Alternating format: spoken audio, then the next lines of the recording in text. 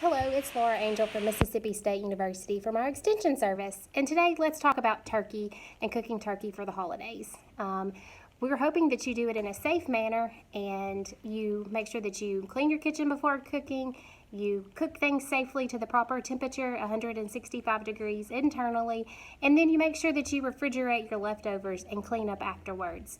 The rule of thumb is 2 hours after your meal has been served. Make sure that you put your leftovers up within 2 hours. So when in doubt, throw it out is the rule of thumb. So you're buying your turkey, or maybe you're buying a chicken. I have chicken here today.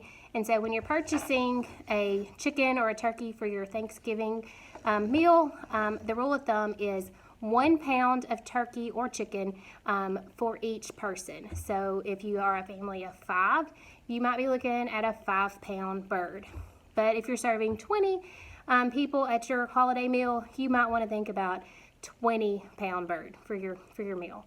I hope you find these tips helpful and useful this holiday season. If you need more information about cooking turkeys or cooking chicken or just food safety in general, give us a call at 662-469-8480. Have a great day.